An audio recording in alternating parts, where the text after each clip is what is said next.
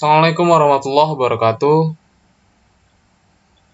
Saya dari Muhammad Rafli Fajriansyah dari kelas 06 TPLE 010 dengan NIM 1810111409. Di sini saya akan presentasi tentang analisis pengembangan sistem informasi manajemen. Kita lanjut aja. Di mana yang berisi 6 tahap. Yang pertama ada siklus hidup sistem. Terus yang kedua ada tahap siklus hidup pengembangan sistem. Terus yang ketiga ada tahap analisis, yang keempat ada tahap rancangan, yang kelima ada tahap penerapan, dan keenam ada tahap penggunaan. Yang pertama ada siklus hidup sistem. Metodologi adalah suatu cara untuk yang disarankan untuk melakukan suatu hal. Pendekatan sistem adalah metodologi dasar untuk memecahkan masalah. Nah, siklus hidup sistem adalah penerapan pendekatan sistem untuk pengembangan sistem atau subsistem informasi yang berbasis komputer. Nah, ada tahap-tahap siklus hidup. Tahap siklus hidup terbagi menjadi dua, yaitu siklus hidup pengembangan yang terdiri dari tahap perencanaan, analisis, rancangan, dan penerapan. Nah, buat tahap yang kedua disebut dengan tahap penggunaannya, yang berlangsung sampai sudah waktunya untuk merancang sistem itu kembali. Proses merancang kembali mengakibatkan siklus itu akan diulang lagi. Yang ke B, ada pengelolaan siklus hidup.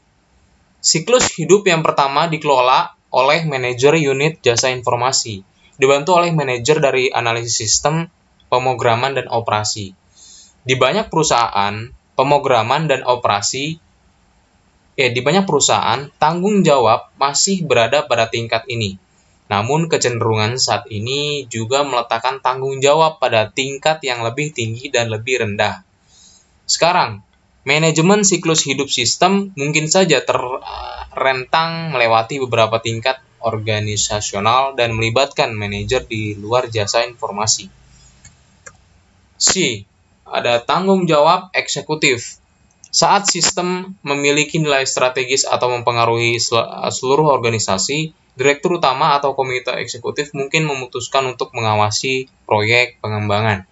Ketika lingkup sistem menyempit dan fokusnya lebih profesional, kemungkinan besar kepemimpinan akan dipegang oleh eksekutif tingkat yang lebih rendah seperti wakil direktur utama, direktur bagian administrasi, dan CIO. Yang kedua, ada komite pengarah sistem. Banyak perusahaan membuat suatu komite khusus di bawah tingkat komite eksekutif yang bertanggung jawab atas pengawasan seluruh proyek sistem. Jika tujuan komite tersebut adalah memberikan petunjuk dan pengarahan dan pengendalian yang berkesinambungan, komite ini disebut komite pengarah.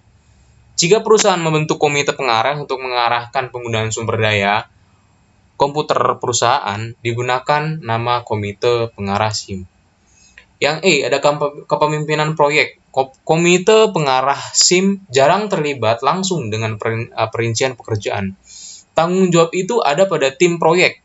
Tim proyek mencakup semua orang yang ikut serta dalam pengembangan sistem berbasis komputer.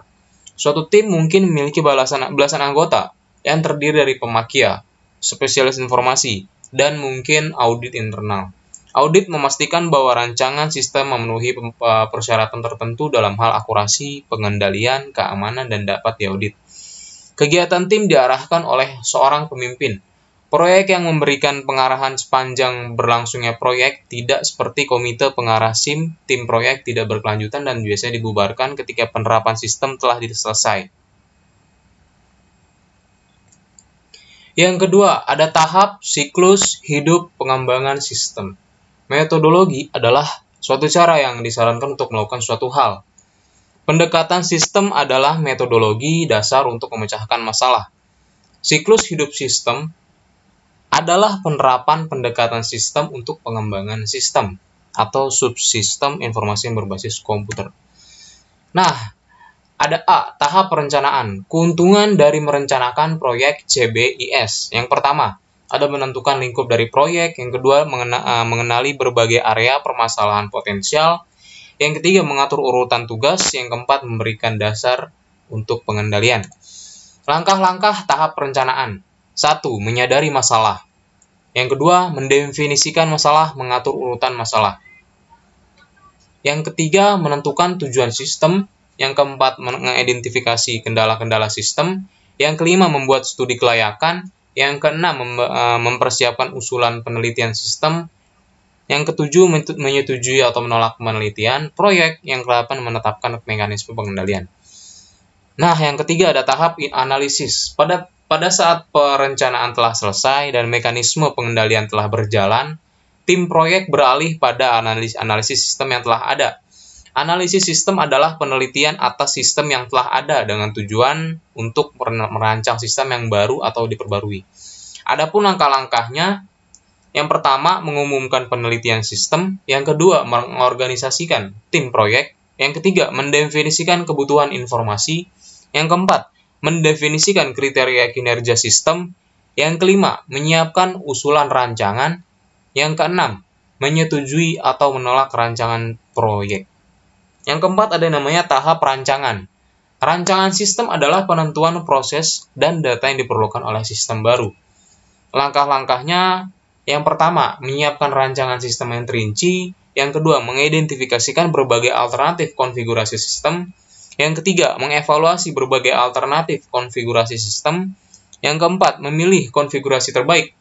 Yang kelima, menyiapkan usulan penerapan. Yang keenam, menyetujui atau menolak penerapan sistem. Yang kelima, ada yang namanya tahap penerapan. Penerapan merupakan kegiatan memperoleh dan mengintegrasikan sumber daya fisik dan konseptual yang menghasilkan suatu sistem yang bekerja. Yang langkah-langkah penerapan adalah yang pertama, merencanakan penerapan, yang kedua, mengumumkan penerapan, yang ketiga, mendapatkan sumber daya perangkat keras, yang keempat, mendapatkan sumber daya perangkat lunak, yang kelima, menyiapkan database, yang keenam, menyiapkan fasilitas fisik, yang ketujuh, mendidik peserta dan pemakai, yang kedelapan, menyiapkan cut-over, yang kesembilan, menyetujui atau menolak masuk ke sistem baru, yang kesepuluh, masuk ke sistem baru. Nah, yang keenam ada yang namanya terakhir tahap penggunaan. Langkah-langkah tahap penggunaan. Yang pertama, menggunakan sistem. Yang kedua, audit sistem.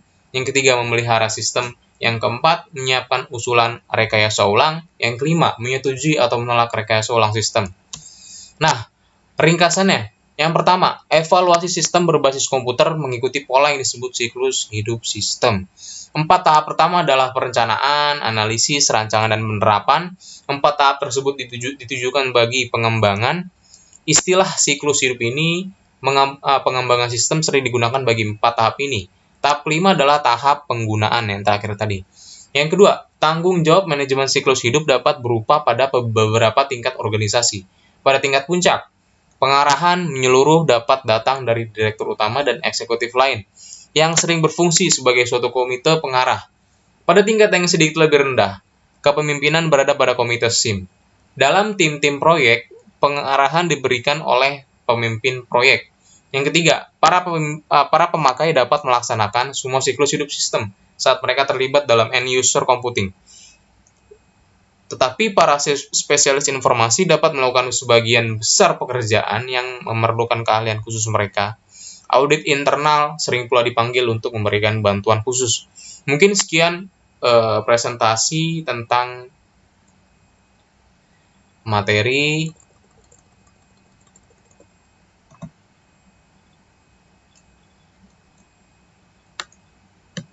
analisis pengembangan sistem informasi manajemen. Sekian, Assalamualaikum warahmatullahi wabarakatuh.